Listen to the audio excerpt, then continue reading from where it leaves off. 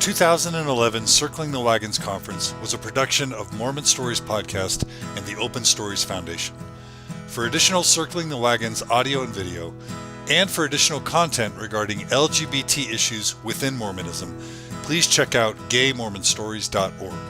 Also, please know that the video for this conference is available at youtube.com/Mormon Stories. And thank you for listening.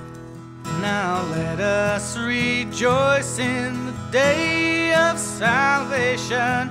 No longer as strangers on earth need we roam. Hello and welcome to this post-potluck interview. My name is John DeLynn with Mormon Stories Podcast. I'm very honored that you'd all be here today to talk and to meet and to learn about Jim Dabakis. How many of you know who Jim Dabakis is? Raise your hand. How many of you have never heard of this guy and wondering why we're interviewing him? Okay. The truth is that most of our listening audience are going to be like the latter of you. I had not heard of Jim Dabakis until a few months ago when Carolyn Pearson emailed me and said, you need to meet this guy. I don't think he had yet ascended to the chairmanship of the Utah Democratic Party at that time, but since he has, as I understand it, the first openly LGBT chairman of the Utah Democratic Party, or probably of any party in Utah. I don't know how distinguished that is, but it seems really distinguished to me. Also, some of you may know that in Salt Lake City they passed some very pro-LGBT or anti-discriminatory legislation to support our LGBT citizens in Salt Lake, and that couldn't have been done in Utah without the support of the LDS Church. And there were a group of several men, I've heard it described as the Gang of Five, I don't know what that means or who the other four might be, but Jim was one of those people who in a very diplomatic and respectful way engaged in a respectful conversation with the LDS Church leadership and worked to help affect that change, which I think is going to bless the lives of many people. So that's why we have Jim Dabakis here. He also has a Mormon story, or a semi-Mormon story. We'll find out how Mormon that story is. But Jim Dabakis, welcome to Mormon Stories Podcast. Pleasure to be here. All right. So, where were you born? In Massachusetts. All right. What part? Springfield. It's in the western part. It's the part that's not Boston, the part nobody's ever been to. Okay. What did your parents do for a living? My dad worked in a factory, and my mom took care of the house. All right. Kind of. Okay. No digs on moms. They do the best they can. Any siblings? 3 sisters. Okay. Some people say 4 sisters, but...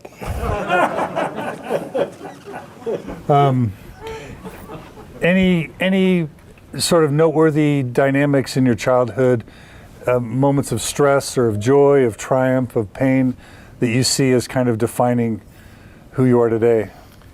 You know, I think I'm going to answer all the questions yes and no, and we can wrap this up. Events in my childhood. Well, my childhood was a little bit grim.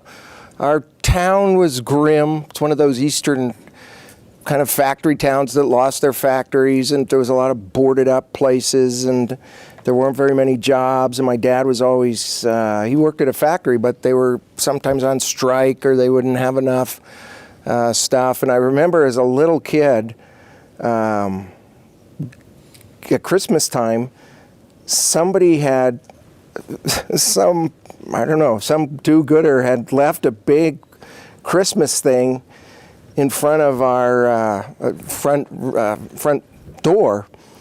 And rather than being grateful, I was humiliated that people thought we were poor to be having left that. But there was never enough money, and my mother she's passed away, but she was had some mental illness problems and was difficult. She spent 7 or 8 years locked in her room, more or less, as I was growing up. So it was a difficult time for us. For me. I see. That sounds hard. Since this is a conference about supporting our gay and lesbian brothers and sisters, do you remember a time in your childhood where you first started thinking you were different? And if so, talk about that. Is this about gay stuff? Sorry, a little bit. All right. A little bit. Actually, one of the first things well, the story just flashed in my mind that I won't tell, but but I will tell. When I was 11 years old, about 4 or 5 houses down, the missionaries converted a family, and somehow or another, the missionaries were led over to our house, maybe divine inspiration, maybe not, and they found this 11-year-old kid, me, and times were grim, I think, for baptisms, and so they told me about a basketball team they had, and they could see, because I had been playing basketball. I wasn't very good and probably couldn't play on any other teams, but I was tall. I was taller than all the other 11-year-olds. So anyway, they brought me to church. That was my first contact with the LDS Church, and I played basketball, and I was okay for the ward team, or for the branch team it was then, and we would play all the other branches around, but they weren't close. I mean, we would go New Haven, which was maybe an hour, or different places. So every game was an experience, and pretty soon I really got to enjoy playing basketball, and I got to play, which was unique for me. And about 6-7 months into this process, the LDS Church had a rule then, which was there could only be one non-Mormon playing on the basketball court at a time. And so at that time, a guy named Richie Page, who also wasn't a Mormon and who was taller than me and a much better player, started playing. And so I stopped playing. I didn't stop. They wouldn't, I couldn't play. So the coach came over one day, old brother Healy, and he said, look, there is a way you could play, Jim. So I went home to my mom and I said, Mom, I'm going to become a baptism and become a Mormon. And she said, what? And I said, yeah, it's no big deal. And she said, all right, but don't tell your father and be home by 5. So I remember, and maybe it was the missionaries or the baptism, or maybe, I don't know what it was, but in those days, the missionaries had these ramblers, because I think old brother Romney was the head of American Motors, and they probably got him a good deal, but I don't know that. So these 2 hunky missionaries put me right in the middle as this 11-year-old, and we drove off to the church to get baptized, and I'd only been there to play basketball. So, and I remember kind of feeling that was kind of nice to be between these 2 missionaries.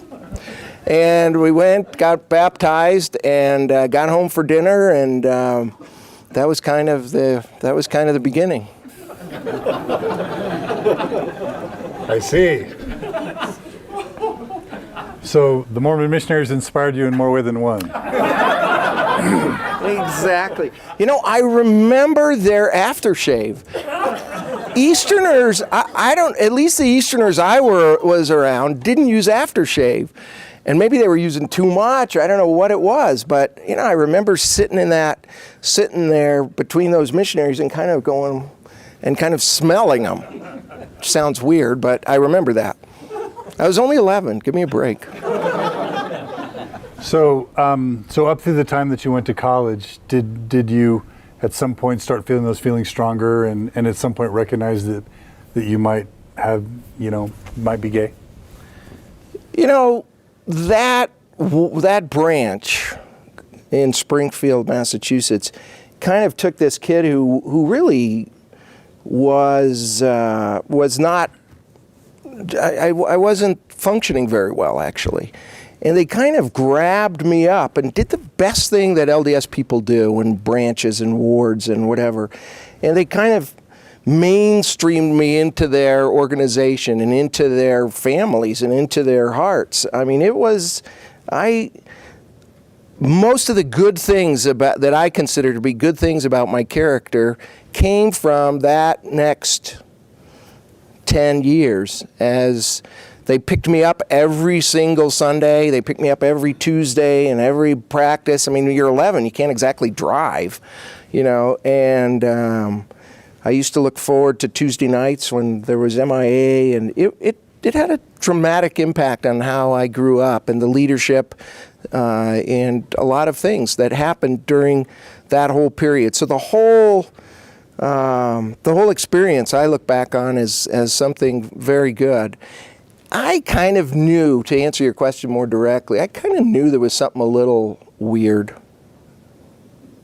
But that may not have anything to do with being gay. I mean, people still say that about me. It has nothing to do with that. Right. So you had an inkling, but you were really submersed in the culture, and you kind of went with it during those years. Yeah, I went with it.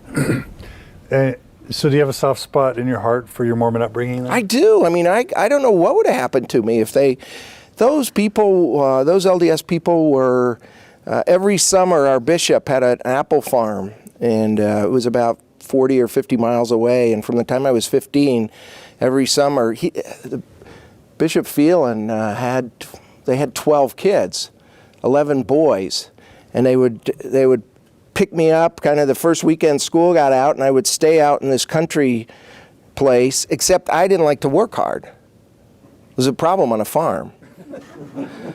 So my first job was picking blueberries, and that didn't go well because I was eating a lot of them. And so I managed to weasel my way into the packing house because the work was easier. And unlike all the other people that were up there working, I stayed in the house with a Phelan family, but they were just one of just many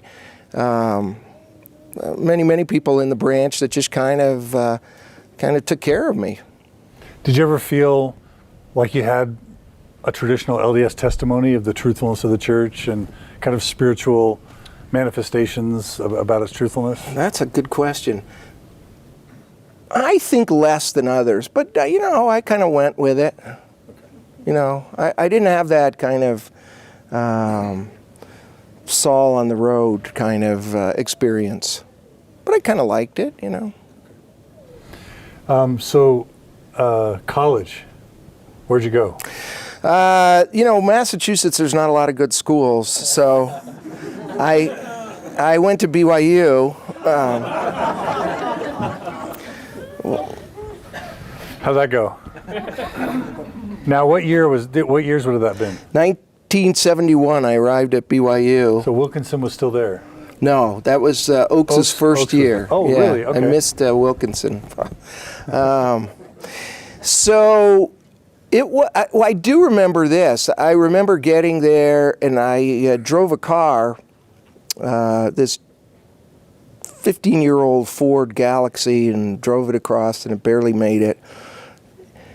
And I loved college. I enjoyed every minute of it. I enjoyed the friendships. But I can remember thinking, look at this. All of my friends, all of these fantastic people that I know, they're slowly getting paired up. And what's going to happen to me? I'm going to be the only one left here.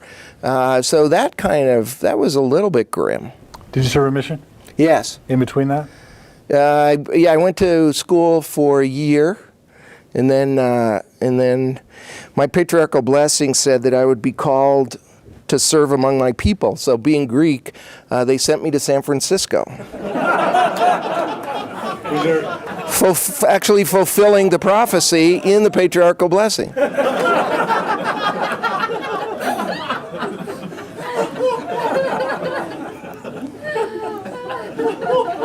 So, did you happen to find a Greek population in? Oh no. No. Well, we eat in a Greek restaurant occasionally, but I do remember saying to our mission president, we were in an elevator one time, and I enjoy being a wise ass, at least occasionally. And our mission president was not exactly. He was I really liked him, but he not much of a sense of humor. So we got in this elevator in San Francisco, and I said, I was a district leader or something, and he said, well, Elder, how's it going? And I said, President, we've had a lot of problems. There's a lot of sexual immorality. There's homosexuals everywhere. There's non-believers. And he pulled his glasses off, and I said, and President, that's just among the missionaries. And not a crack, nothing, just put his glasses back on, and we walked out like nothing had happened, you know. But it was fun to go there. I mean, I was, tracking in Berkeley in the early 70s and in San Francisco at Ashbury, and, Those are fun times. it was a great time. So you enjoyed your mission overall? I loved every minute of it. I didn't like the tracting thing. It just seemed to me to be not very cost effective. So I tried to come up with options. So I remember we would try to come up with different ways to not do what we were supposed to do, but still not necessarily cheat with what we were saying. So you were supposed to contact X number of people or do things. So I remember going into the Safeways in San Francisco and going to the meat department with my companion, and we would hold up a piece of beef and wait for just the right housewife to come along and say, ma'am, how would you exactly cook this?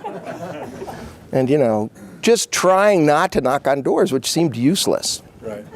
I enjoyed it. And then they brought me to the mission home. They were desperate. They didn't know what to do with me. So the president said, okay, this was the new president, I want you to be an assistant, but I realize that we'll have Elder Nelson do the praying. You can be in charge of other things. What did that mean? It meant you gave irreverent prayers. Is what it meant. So one of my first tasks was, it seemed to me that we ought to be doing things that were more effective. And I got bored easy. So there was a guy named Jeff Mullins. Any NBA fans here? Jeff Mullins was a basketball player for the Warriors, which is the team in San Francisco. It's actually in Oakland, but. So one way or another, by hook or by crook, I ended up at his house, and he invited us in, and so they were never going to join the church, but I liked going over and visiting, and it was fun. So I went to the mission president and to the stake presidents, and we came up with this idea to have a special presentation at halftime at one of the Golden State Warriors games. And they were very pleased with that, because 3,000 Mormons would be coming to a game and paying for the tickets. So the basketball team was excited about it. And so I worked for a month getting everything ready, getting the word out, getting the tickets sold, working with the management, plus I didn't have to track. I could go down there and watch the basketball practice and go in the locker room, and strictly for professional reasons. So as all that happened, finally the night arrived, and what we were going to do is give away something kind of new then, a family home evening manual, which seems like a good idea now. But looking back on it, I should have looked through the program a little better, because, here's what happened. It's halftime, and the PA guy came down, and the person right before me was a guy, it was an appliance store. And so back in those days, you had tickets with a little number on it. And so the way they would decide a winner is they would read off the ticket number, and then that person, they put a spotlight on it, and that person would run down and get this. So if you can imagine this, ladies and gentlemen, we're now going to give away a new washer and dryer. And so they read that, and the spotlight found the person, and they came running down and got their washer and dryer. And then it was a Volkswagen car they gave away. Well, then my mission president read off the number while I was standing there, and this black woman from the very top won, and she went crazy. And the spotlight went on her and followed her as she was a bit overweight. As she ran all the way down, she got to the floor, and the stake president handed her this family home evening manual. She said, "What's this shit? I don't want this shit." And the guy was going, "Kill the mic, kill the mic." So from there, I got transferred to Los Banos, which is at the far southern part of the mission. Got it. All right. So some fun mission experiences. Did you convert anybody on your mission? Have any success? Yes, I did, and I've gone back and seen some of the people, and they seem to be doing fine. So what'd you study at BYU? Communications. All right. Did you date at BYU at all? Boys or girls? Oh.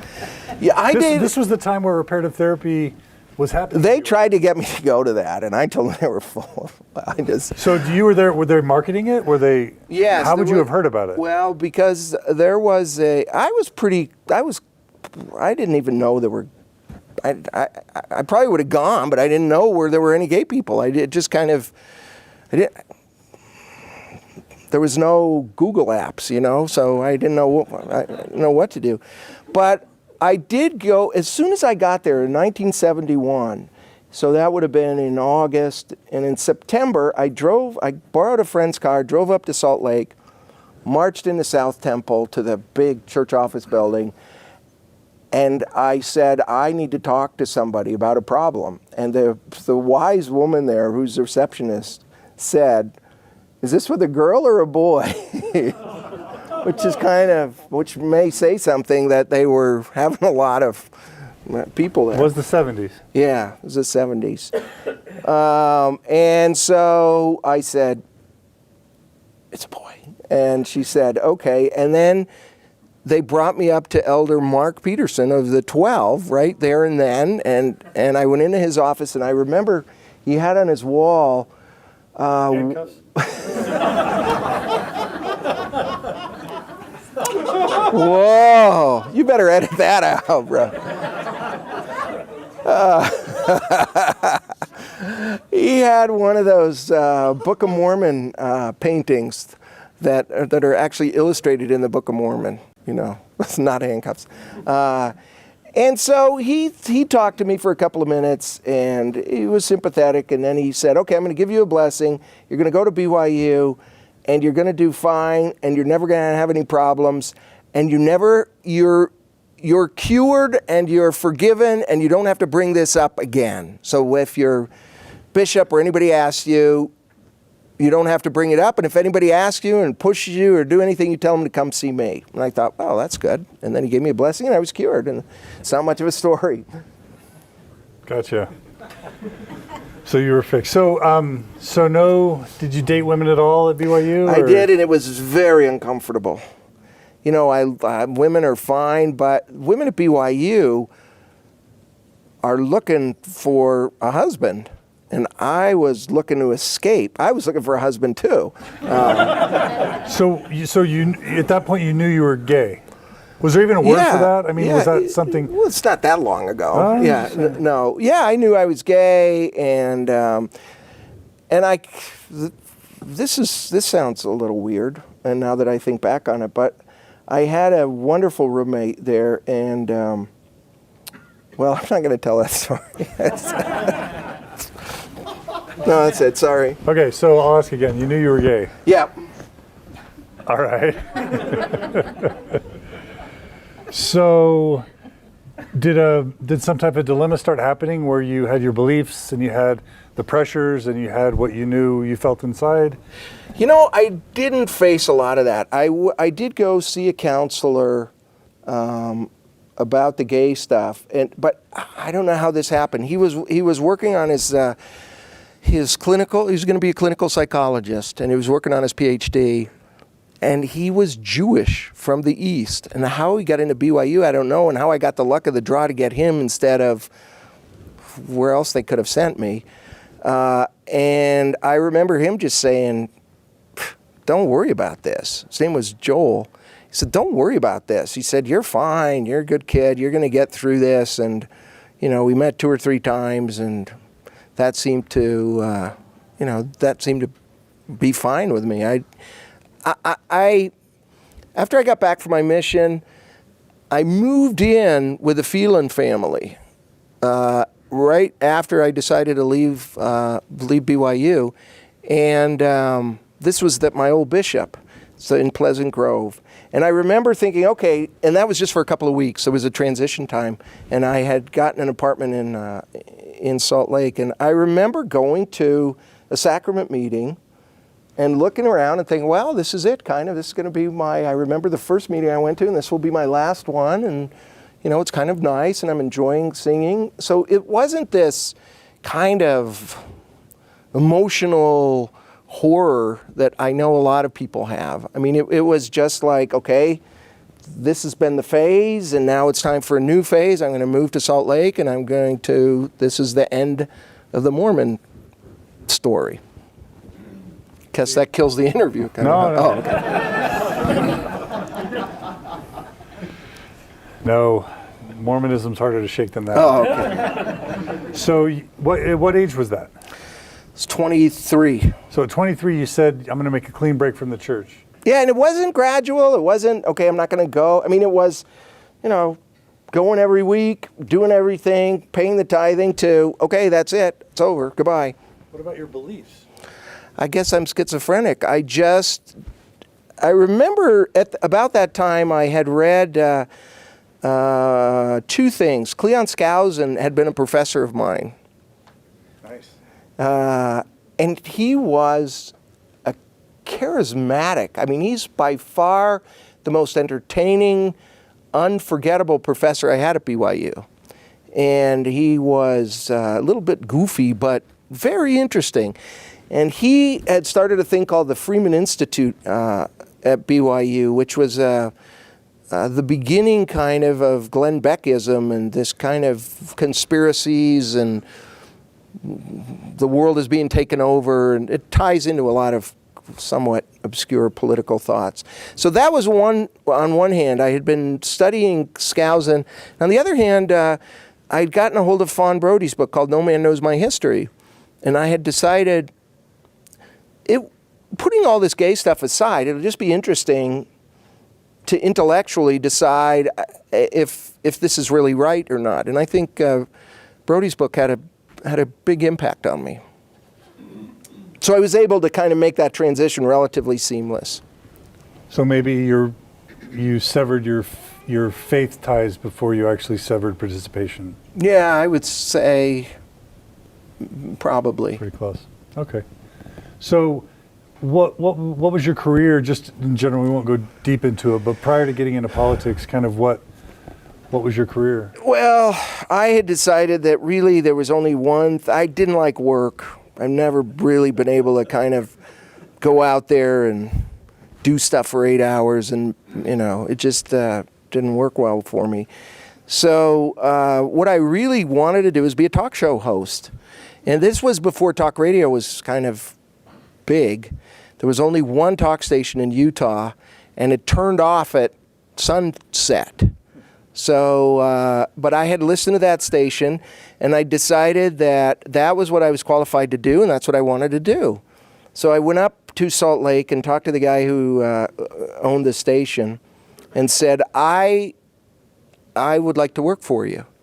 And he said, okay, kid, fill out the paper. I filled out the paper, and then he opened this file, and he put my application in the middle of it. And if I would have given him $1,000, he couldn't have picked that application back out. So I figured, well, chances of him calling me back are not good. So I didn't have anything to do anyway.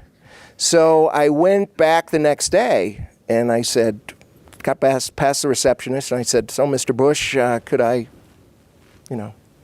He said, no, I'll call you. So I went back the third day and the fourth day, and by the fifth or sixth day, they wouldn't let me in the building. So I waited outside and figured out that this was Mr. Bush's Audi, and I waited for him to go to lunch, and I said, Mr. Bush, look, I'll work for free. I'll work on an internship. And he said, what the hell's an internship? And I said, I'll work for free. And he said, well, so there had been a woman named Laura Ferguson who had been on the air. It was the early days of talk radio. It wasn't sophisticated the way it is now. So this woman was a ditz, but a lovable ditz. And men would kind of flirt with her. So this guy had been calling up. She would say, there was no producers. She would answer it live. So Laura would go, okay, let's go to line 1. And this guy would go, and then laugh, and then she would go back, and he kept calling again and again and again. So Starley said, okay, you come in, you answer the phone, and when there's a real human being, then you tell Laura. And so that was my first job in radio. So he said, get there at 11, but I had nothing to do. So I got there at 6 in the morning, and I stayed till they closed the station, and about 4 years later, I was partners with him, and we did well. And so you started your own radio show. So after 9 months of working for free, I got a show. Okay. You know, yeah. And so that show dealt with what? I dealt with gay Mormons. No, it didn't. This was the 70s. So I would usually interview somebody the first hour, politician or historian, or that's where I first got to know Michael Quinn and Trevor Southey, and I would just do an interview usually. If they were good, I'd keep them over a little. If they weren't good, I would dump them, and I would usually tell them that in the beginning. You know, if you're no good, you'll be gone in 10 minutes. So then after that, it was just me and the audience for 3 hours, and it was very enjoyable. People calling in? People called in, yeah. You just talked to them. Yeah. And did that turn into a TV show then? Yes, on Channel 4, I had a show no one watched. What year was the TV? On Sunday morning. It was for 4 years. It ended in 1988. Okay. And what was that about? That was the same thing, just the two of us talking. So I'd have Larry Miller or Governor Bangerter or the inventor of a yo-yo or, you know, whatever was coming to town. So were you kind of becoming a bit of a celebrity? Very little. Are you being modest? I mean, seriously, did people know you in town? Not very many, really. Was it like a VHF, UHF, whatever? No, Channel 4 is the So it was ABC affiliate. Okay, you know. so it was a mainstream channel. Yeah. Was it just on a funky hour? Or? 3 in the morning is not funky. No, I was on like at 9 o'clock Sunday morning, so it was one of those Sunday morning shows. But we really were breaking through. I had the first that I know of panel of drag queens on. We handled the AIDS situation. I remember being furious when Tim Hoover, my friend, was dying of AIDS, and there was not a doctor. Can you imagine this? In our lifetime, doctors would refuse to see him until we came to Dr. Reese, who would see him. They wouldn't even let people with HIV in the early days into their offices. And I had the heads of the medical association on, and so it was a good platform, and I wasn't shy about getting involved with gay issues even then. So was there a gay underground, or was there a community of people that were trying to support each other and help each other behind the scenes? There was a wonderful group called Affirmation, which started my social life at this time consisted of the MIA of Tuesday night of my youth had been replaced by we started a group at the University of Utah, which met every Monday night, and then afterwards we'd had speakers, and there would be maybe 10 or 15 or 20 of us, and then we would go to the Village Inn down on 4th South afterwards, and that became a core where I met a lot of wonderful people that continue to be my friends now. We also had a group. We were involved with a guy in Los Angeles called Paul Mortensen in starting a chapter of Affirmation in Salt Lake. But we saw we saw affirmation differently than they did at the other chapters. At the first national conference of affirmation, there was 4 or 5 of us that drove down to LA, and I think we all stayed in Paul's apartment. And the other chapters were insistent on having a prayer to begin our meetings, and the Salt Lake group, we were outraged. We saw it as a social outlet. They saw it as a kind of religious substitute for what they were doing. So there was tension back then, but we'd have 100 or 150 people on Thursday nights in this mostly social group that really, some of my closest friends to this day are from that association. We also had a group called the First Sunday where we would have, but that was much more LDS oriented, where we would have speakers that talked about LDS thing. I remember we had a guy named Mark Hoffman come and talk about all of these manuscripts that were being discovered, and we got a big crowd there, and there was a lot of activity. You know, we were kids kind of, and we were on the emerging front of this whole. The whole world was changing, and we didn't quite realize that, but it was very exciting. When did you first come out? I think I came out. I was 23, and I. Oh wow. Is that old? Still in the 70s? Yeah. So right when you left BYU, basically. Yeah, the next weekend I was, out. So you were an out gay male in Salt Lake City, apostate male in the 70s. Boy.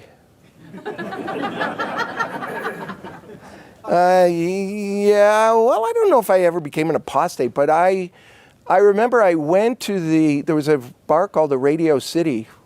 And I had heard that was a gay bar, and I went there, and I went inside. It was on State Street, and I went inside, and it was pretty grim. I was the only person under 70 there. Or maybe it just appeared that way. Now I probably feel comfortable there. But how'd you get radio and TV jobs as an out gay male in Utah in the 70s and early 80s? Well, it wasn't that I was out. I wasn't in. I mean, I was. It just wasn't discussed? It wasn't discussed. Nobody talked about it. Nobody knew about it. Nobody spoke about it. Even people that knew didn't talk about it. So you weren't hiding it, but you also weren't talking about it? Right. Okay, when did you first start talking about it? Well, that happened. So I bought into the radio stations, and then we sold the radio stations, and then I went to Russia and lived there and started some businesses. And then when I came back from Russia, Tom Barberi, who was a morning guy on the radio here, would call me in to fill in when he was gone. So I was filling in with a good friend of mine, John Prince, who's a very straight guy we'd worked together at K-Talk. So really the leading morning talk show personality would go away on vacation, and both of us would go fill in for him. So one day we were filling in, and this woman called and said, "Hi, my name is Gail Ruzicka." And I said, "Oh, Gail, hi, how are you?" She said, "Well, don't you think you have an obligation to tell all the audience that you're gay, gay, gay?" So poor John Prince, he went, "Oh, brother." He said, he could see where I was going. And I think he wanted me to say, "No, you're not, I'm not gay." But I said, Gail, I know you're worried about this, but I've seen your husband, and don't worry, he's safe.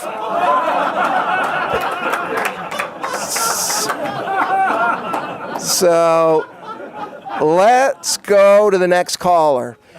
And then Clear Channel, being the epitome of strength and valor and courage, never invited John or I back to co-host again. And what year was this? So this would have been in about 93 or 4. So then John says that he feels like he was discriminated against for being not gay because he was with a gay guy. Associated. Guilt by association. Yeah. So was that devastating for you? Was it a relief for you? What was it?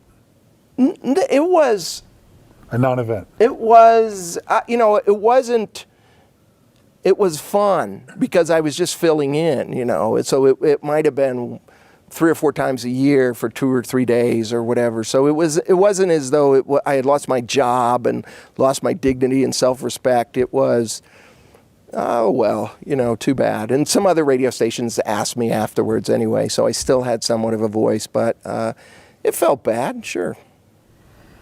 But were you ashamed? Were you embarrassed? Was it a weight off your shoulders?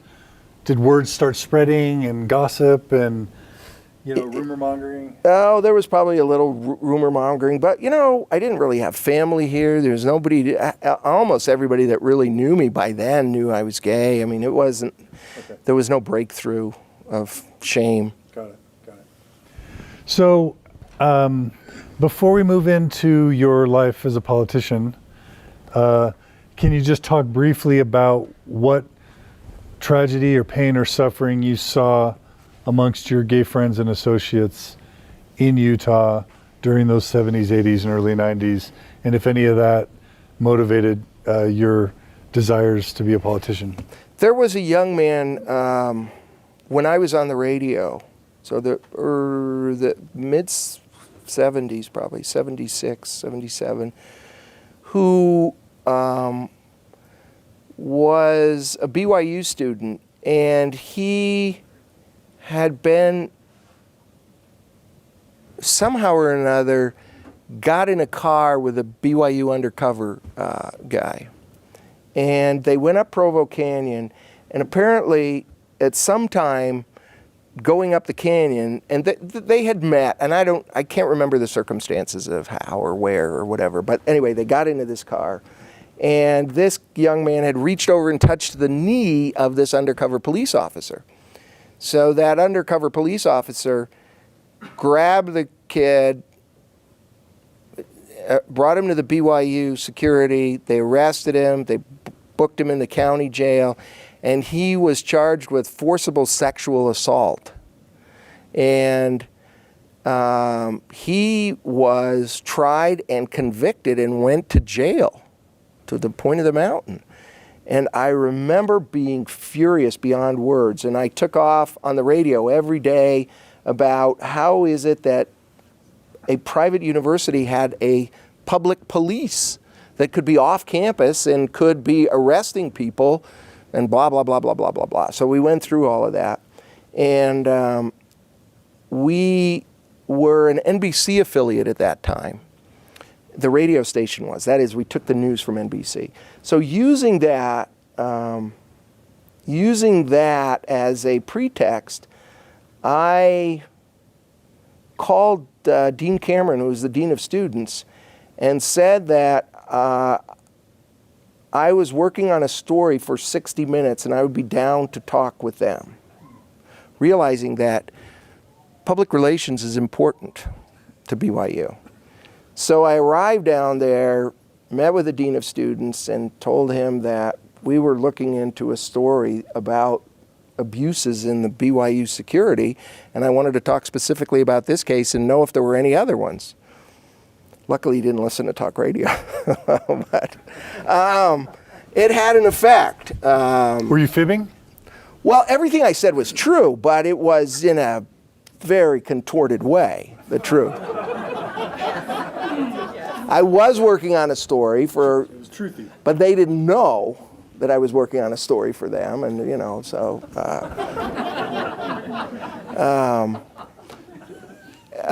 So we did have an effect on policy at that time in the 60s, and I was there. I've heard people tell the story, but it's absolutely true. Tim Hoover, who is my great friend, was going to BYU.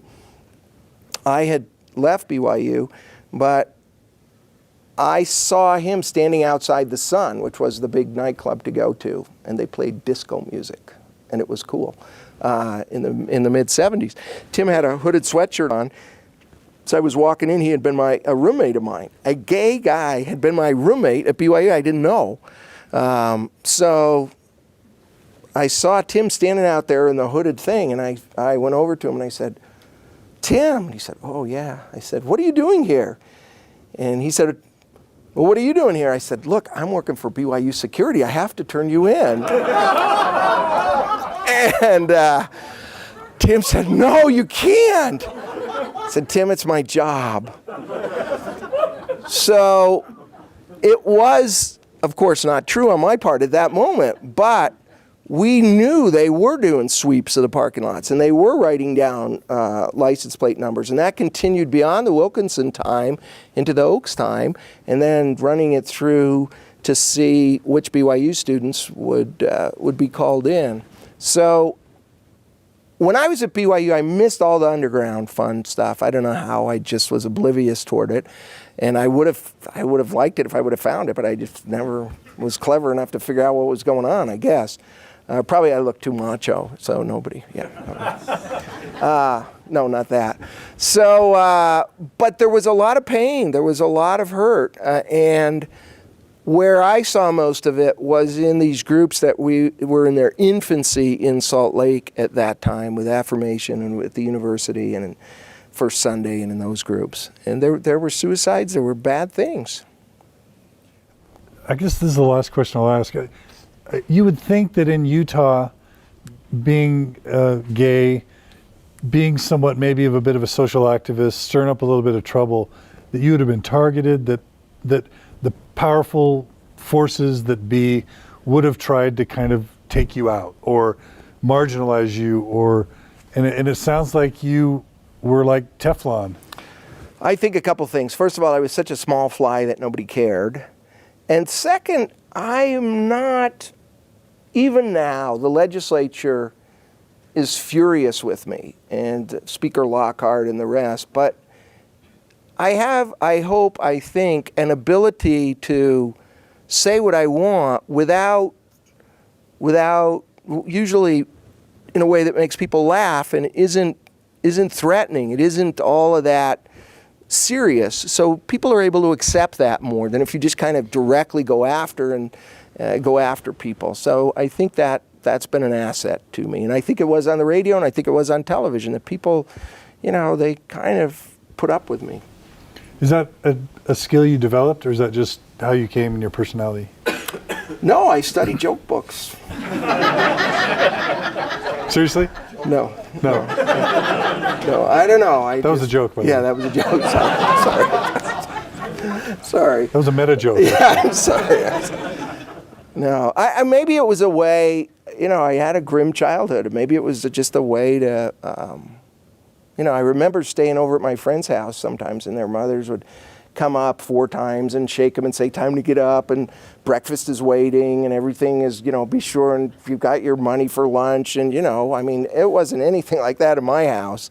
And I think in a way, mothers, let your kids make their own damn breakfast, and I think they come out better for it.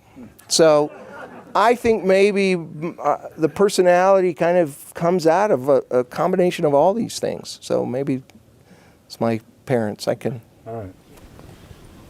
So this is going to do a great injustice to what I'm sure is a distinguished political career. Just give 30 seconds about what your ascension was to your current position. Did you start as, local stuff, state legislature? No. I have a lot to say, as you can tell, and I'm off the radio, and my friends don't want to hear about it. And I was at a stoplight listening to the radio, and a car pulled up right next to me, and I was angry about whatever they were saying on the radio.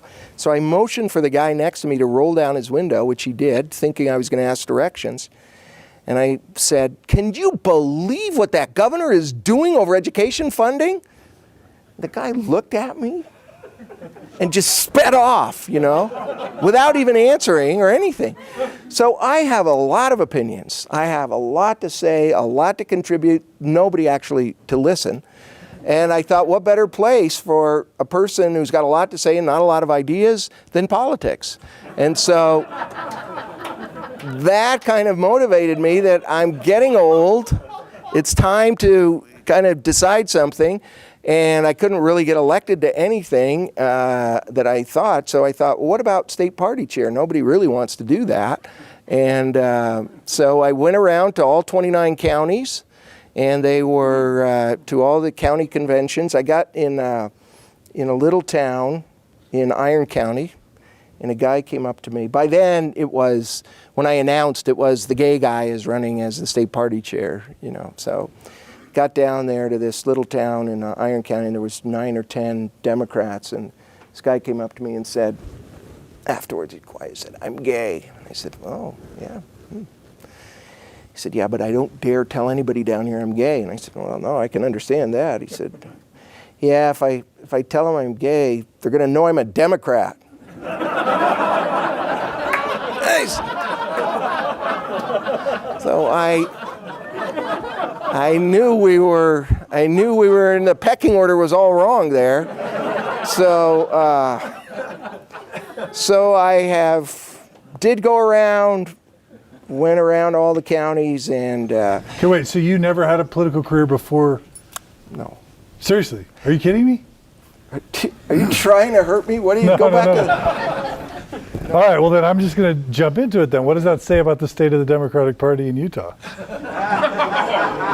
Sorry. Let's get back to Peterson's handcuffs. No. Okay, I'm gonna retract that question.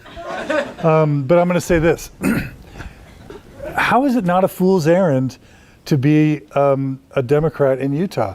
We know the deck is stacked, except in Salt Lake City. We know how the elections are going to go. Why go through the trouble of running candidates that are going to lose by a 60% margin? But I don't believe that. I think right. your premise is just dead wrong. right. I think that the Democrats are due for a huge resurgence here. I think the wackies have taken over the Republican Party. They've gone so far. Can you imagine saying Bob Bennett is too liberal? And I really believe, as I go around the state, it's a lot of Republicans that are whispering to me, "Save us, these people are crazy." And they've taken over their party. So I really believe we have a historic moment, an opportunity, even in Utah County, to go down and shake some things up. And the premise of what I'm trying to do is attract LDS people. 71.3% of Utah's population, according to the 2010 census, is LDS. 71%. 9% of active LDS people say they're Democrats, self-identified. It means we're going to lose elections as Democrats again and again and again until we reach out to LDS people.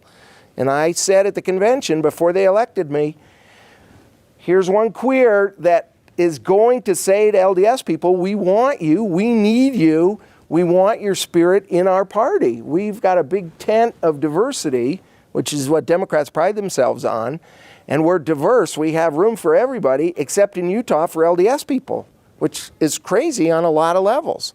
So we've started an LDS caucus to the horror of some. We are recruiting LDS candidates. We're going to, within our democratic beliefs and values, we're going to get LDS people involved. And the truth is, aside from the rhetoric, LDS values are a lot closer to Democrats than they are those blood-sucking Republican banker kind of people. And not that I'm outspoken on it. So you've started to touch on it, but give a 1-minute appeal to a believing Latter-day Saint about what the main values are that the Democratic Party represents that resonates or harmonizes with traditional LDS beliefs. What are they? They are hardworking, common sense kind of answers. Republicans are just full with this Glenn Beck, crazy, loony theories, things that are ideological. And I think the LDS Church has been harmed in the United States of America by the belief that it has been captured by this political wacky ideology of the far right that makes even mainstream Republicans uncomfortable. So if you want to help your church, you should renounce this. When somebody an investigator or a new LDS member arrives at their first Sunday in Oregon or in Florida or in Massachusetts, and they accept Joseph Smith, and they accept the First Vision, and they accept tithing, and they accept the fact they can't just come to church, they got to have a job. Now, in too many wards, they also get this whole kind of groupthink that is right-wing political thing, and they don't feel comfortable in that atmosphere, and the church loses them. And I think the church recognizes that, and that's one of the reasons why they are trying to work to get more Democrats, although they're not doing it directly. Indirectly. So let's transition to what it would be like to work. What was that? Bravo? Bravo. So we clap for, yeah, okay. So let's go to what it would be like to work with the LDS Church to try and advocate for some pro-LGBT legislation. Whatever history or interesting stories or tactics you want to talk about how that in the world would ever be possible. 15 years ago, after some very grim personal experiences, I went to Michelle Turpin, who was my friend and a lawyer. And I said, Michelle, I would like to give some money to help a gay cause in Utah, so will you kind of look around? And so she looked around, and I had said, what about the Gay and Lesbian Center? And she, it was in effect kind of non-functioning. They were over on 3rd West, and their executive director had left, and there was a large tax bill, and they were about to lose their lease, and it wasn't working. So Michelle, mostly Michelle, organized a bus tour where we invited a lot of LDS or LGBT people with money, and we took a bus tour among 4 or 5 horrible sites and said, we're going to start a new center, and we need money from you guys. And we brought them to all these horrible places, and then we brought them to the one that was expensive, which is where the Pride Center is now. We said, nobody can leave the bus till we have enough money to start this thing. And a lot of wonderful people put the money down, and we also had some alcohol on the bus, which may have had something to do with it. So we started that Pride Center, and as soon as we did, I was the chair, and I wrote a letter to the LDS Church, and I said, we're all here. It's a wonderful time. It's a beautiful city. Why don't we get together and find some commonality? And a letter came rolling back about a week later that said, we have nothing to talk to the so-called gays about. So, and I've kept that letter. And this is 95-ish? Yeah, and we kept that letter, and I have presented that in the face of my good friends now and said, you signed this. Okay, so we did that letter. So then, let's see, about 2001, and the Pride Center flourished. As soon as I left, it flourished, which is a pattern of things after Democrats in 2015. Yeah, there. Put your money there. Exactly. So the Pride Center did really well, and I was asked by our incoming mayor, Rocky Anderson, who had been my lawyer, if I would be on a small business committee. And he said, I said, Rocky, I don't do well on committees. I don't want to do this. And he said, Jim, I'm not asking you as your lawyer. I'm asking you as the mayor. I said, Rocky, all right, I'll be on the small business committee. So it needed a city council approval. And there's a process where the city council approves this. And there was like 50 of these. It's very kind of, it just happens automatically. I mean, it's a volunteer thing. They're just happy to have bodies and everything filled. So to make a long story short, there was one city councilman who will remain nameless, Dave Bueller, and Dave decided that a guy like me should not be representing the city, because by then I was kind of out and had done the Pride Center. So Rocky, who was young and naive, said, look, Councilman Bueller, once he knows you, he's going to say fine, and it'll all be approved, and there won't be any problem at all. So Rocky invited Mayor Anderson invited me and Councilman Bueller into his office, and Bueller stood there and said, "We cannot have somebody like him representing the city." And I said, "Rocky, he's right. I don't want to be on this committee. The city should not have somebody like me representing." Rocky got furious. His face, like a cartoon character, just got redder and redder, and I thought he was going to pop off, and he said, "You will serve!" So I said, "Okay, Rocky, we'll go." And Bueller stormed out, and I stormed out, and that was the end of it. And I called Rocky, and I said, "Look, this is not a Supreme Court seat. I don't want to do this anyway." So I didn't do it, but then I drove around, and it started to make me angry, and I thought, this was an insult to me, but to everybody who's LGBT. That just is wrong. And so we sat down and started Equality Utah with 4 or 5 wonderful people. At that same Village Inn. Exactly. So I wrote another letter to the church. So this would have been 4 or 5 years after the first one.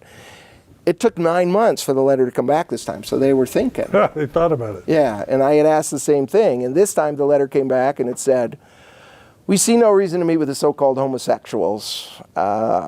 Thank you." And that was the end of it. Same letter. It's basically the same letter.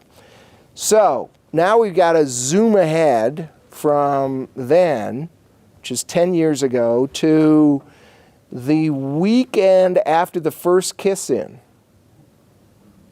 which Troy organized back there. What year was that? This is right after Prop 8, so 2008, so 2009. 2008, 2009. Yeah, Okay. yeah. So I was just driving along. Not a politician. No, I'm just a normal guy with opinions. And so I was driving along, the phone rang. They said, "Hi, we would like to meet." I said, "Who is this?" I said, "Well, this is the Church of Jesus Christ of Latter-day Saints." And I said, "Come on,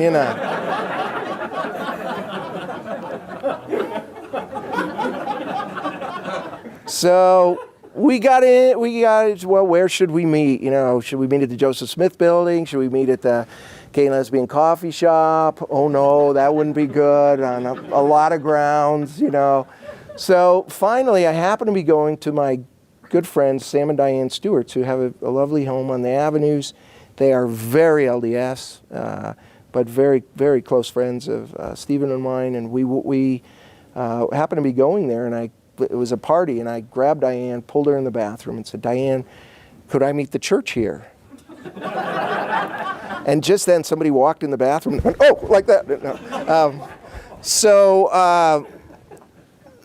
So Diane said yes, the Stewarts, and I said to the church, "Look, I'm uncomfortable. I'm not anybody now. I'm not on the board of the center. I'm not in the board with Equality, but I know those people, so I can arrange things." Why'd they contact you? I think it was from the letter. That's what I said to him. So is this from the letter 12 years ago or from the letter 6 years ago? No laughing. No, nothing. No, it was actually Dita Seed, the city council person, who had given them my name. I found out subsequently. So I arranged for the head of the Pride Center, the head of Equality, John Jepson, because he's a great guy and he looks just like a missionary, and he'd been a counselor in the bishopric, and he was also a homosexual. And Stephanie Pappas, who was the chair. So the 5 of us met. It was very hot. So as we were pulling in there to this, and it's a beautiful house. I mean, it's a gorgeous house, Sam and Diane. I mean, they have a Georgia O'Keeffe there that costs more than my net worth. I mean, it's a beautiful house. And that, I'm only saying that because it's important to what happens next. So we got there. It was 180 degrees. And as we were going in, I decided I'm going to look the part, because President McKay said, "Whate'er thou art, act well thy part." And I thought, I'm meeting with the church Good mama guys. So boy. yeah, so I put on a white shirt. I had the suit on. And the church guys pulled up at the same time, and they were all dressed like that. And I said, "You guys, look, if you take the coat off, I will." And there was our first agreement. We all took our coats off, left them in the car. We went into Diane's house. They didn't know me. I didn't know them. Everybody was kind of sitting around.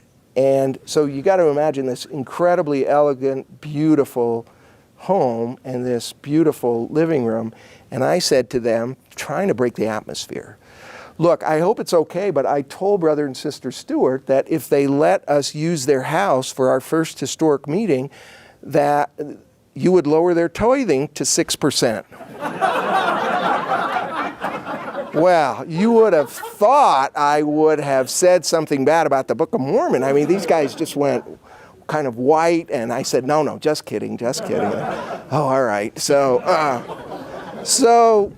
we sat down and we started to talk, and what had been originally going to be a 45-minute meeting turned into 2 hours.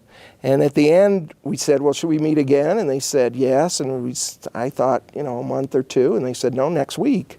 And so it began a long, wonderful, life-changing series of meetings that have, I think, had a tremendous effect. They have on me personally, but I think they have on the lives of the LDS people that we have met with.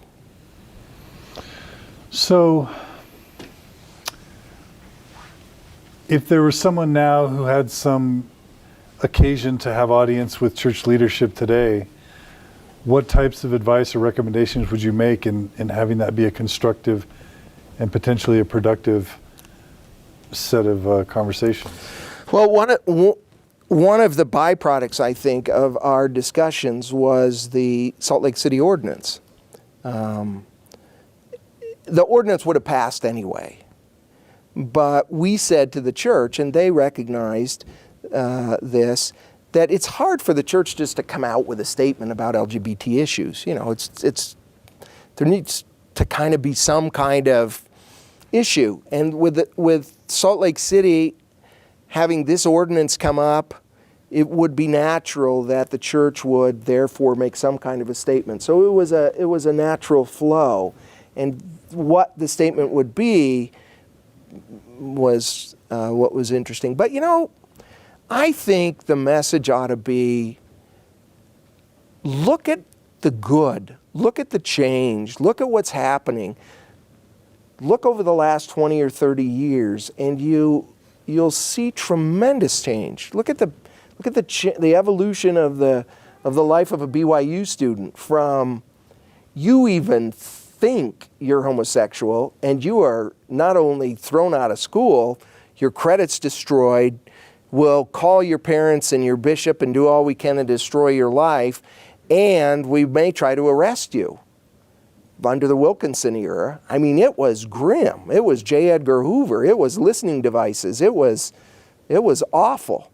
To now, where I went down recently to talk to the editorial board at the Daily Universe on something, and enjoyed lunch at the Wilkinson Center. And there must have been 10, I was with a gay student, and there must have been 10 or 12 gay students who came over and talked and kind of hugged each other in a very LGBT way. And nobody seemed to take particular notice, or the students didn't seem to be threatened. Is there a way to go? Of course, but you have to measure these things in decades, and you have to look at the long picture. And the arc of history, as Martin Luther King said, is slow, but it favors justice. And the church is a big organization. There's a lot of personalities. Everything has to be done with unanimity, which means the speed of what goes on to a certain extent at the rate of the most conservative person in the decision-making process. So on that kind of scale, I think what's happened over the last 2 or 3 years in particular has been phenomenal, and I'm tremendously optimistic. Was there a cynical part of you that said that the church was trying to save face from Prop 8 and a lot of PR disasters, and this was just, you were kind of helping them to kind of regain some cred that they may have lost? in life, I try to look at the results and not the motivation, because it's impossible to figure out really the motivation in any other person. We can't even figure out the motivation in ourselves most of the time. So you can only look really at the concrete results. That statement is there. It's hard, it's fast, and the church has even added on to it. Recently, they added some adjectives to what they said on vis-a-vis the Salt Lake City ordinance that said the church strongly and boldly, those weren't the exact words, stands behind its statement on non-discrimination. I think that's about where we need to be, and I expect even greater things to happen. But we have to be patient, we have to be realistic, we have to recognize it's a big institution, it's a large battleship, and battleships take a while to change course. Do you have a vision someday for how LGBTs might be treated in the church, or for what types of other changes you think the church might make? Do you have kind of the mountaintop that you've seen and we may get there? No, I'm not a mountaintop guy. I just think that, I talked to Carol Lynn Pearson, who's one of my great heroes, and she keeps me informed about what's going on in the Bay Area wards, where there's tremendous change. And that change does not happen without at least a nod from Salt Lake City. So when a openly gay man is serving in a bishopric as a ward clerk, and it makes headlines, if he would have been released the next day or the next week or the next month, then we might have realized that it was a mistake. But what's happening there and the outreach to LGBT people is not a mistake. And I spoke to a bunch of political science kids at BYU, and 3 or 4 of the questions were out and out LGBT questions. And I said, okay, who's for gay marriage here? And there was a lot of kids in the class, and no hands went up. And I said, okay, who's for civil unions? And a few hands went up. And I said, okay, who's for anti-discrimination in housing and in employment? And virtually every hand went up. I mean, this generational thing is something that will pass, and it will be looked upon as a peculiar, weird moment in old-time history, I think. And we're already seeing the change. I'm tremendously optimistic. Beautiful. Who's Steve?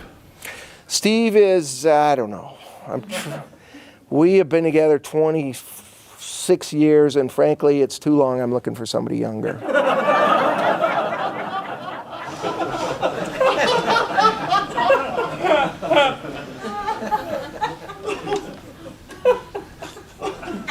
All right. I'll talk to my wife. Okay.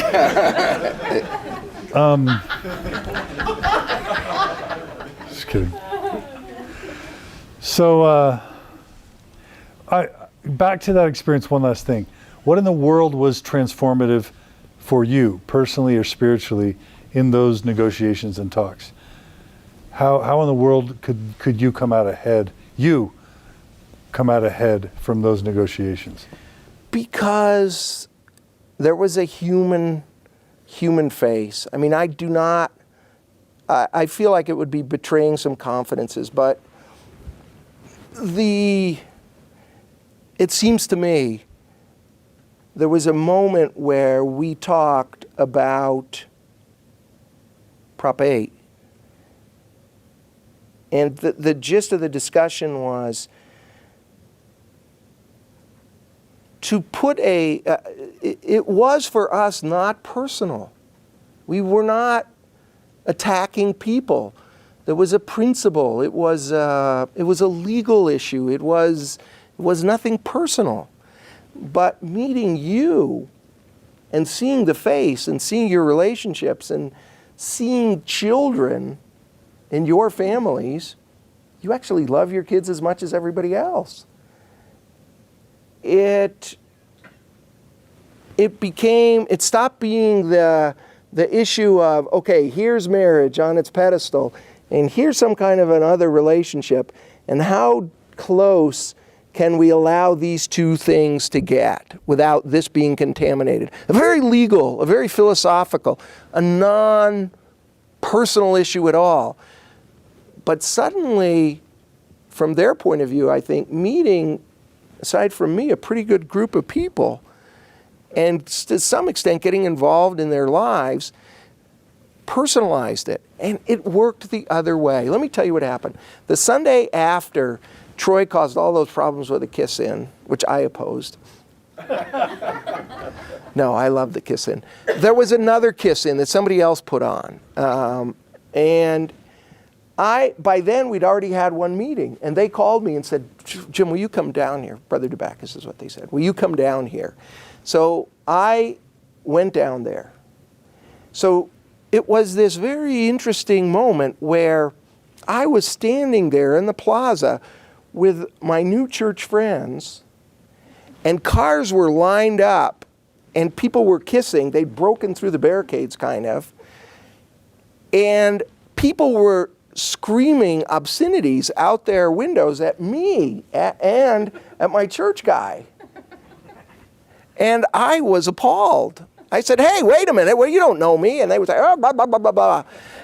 Well, I flipped one of them off, which was, and I've got to say,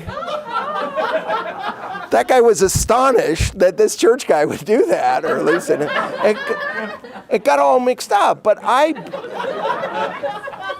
began, and we began to see that it's not quite as easy as, okay, why doesn't the 12 just get together and do all of this? It's a large bureaucracy. They have constituencies.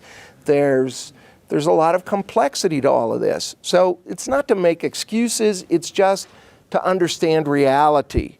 And so when the church, for the first year, invited the 5 of us and our 5 partners to the Joseph Smith Building, to the Tabernacle Choir broadcast, and where they met all of our partners and hugged them, and then we walked from the Joseph Smith Building across the plaza, where they said, okay, anybody want to kiss? No problem. into the big building there, to the VIP seats, where this delegation of homos at the invitation of the church was sitting there, and I sat next to the Senate President Wattups, and I couldn't wait to say to him, so I'm here with homosexuals. Who are you here with?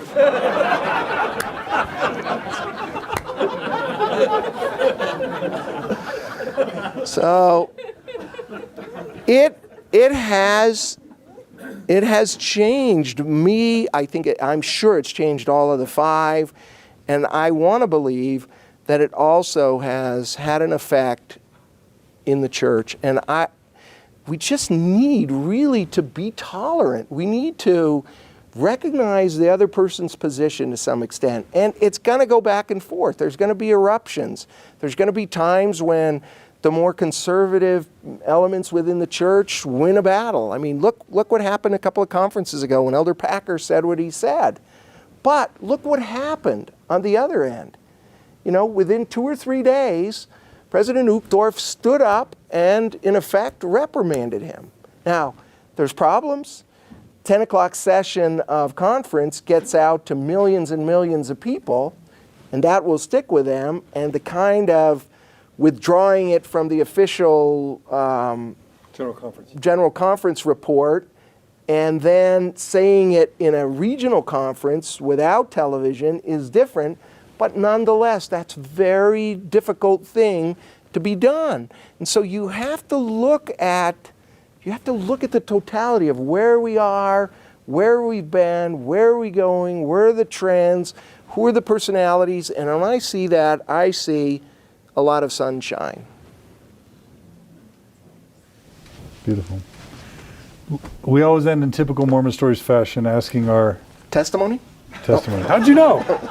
Were you kidding? No, yes, I am kidding. That is actually how we end Mormon Stories interviews. No, is it? Except we don't, of course, expect an orthodox testimony from anybody. So what we ask is people just to end by sharing. I'll ask you to do two things. I want you to share what you believe in most in life. What are the guiding principles or pillars of your life that are meaningful and true to you? And then I want to ask you to do your best to motivate our listeners, which are in the tens of thousands at this point. A lot of them aren't sure what they think about this issue. If you wanted to make an appeal for either empathy or activism in whatever way people are able, I want you to make that appeal as you close. Take us to the mountaintop, even though you're not a mountaintop guy. Yeah, I'm not a mountaintop guy. I think they're the same for me. And I think it is to live your passion. If you're muddling through life without any passion, you have to question your existence. You know, figure something out, whether it's pets or model trains or Glee or, you know, sports or something, and get some passion. It gives you a reason to get up. It gives you a reason for your heart to continue beating. And whatever it is, pick out something and get passionate about it. I hope it has to do with LGBT rights, but pick something that is your passion and then stay with it. Give yourself a reason to get up and be optimistic. Look, we have come so far. Don't get discouraged with these bumps in the road. They're going to come. Believe me, they're going to come. But don't lose track of the far-sightedness of where we've come and where we're going. Recognize that we are on the good side of history, and it's going to happen. That's all. That's all. Beautiful.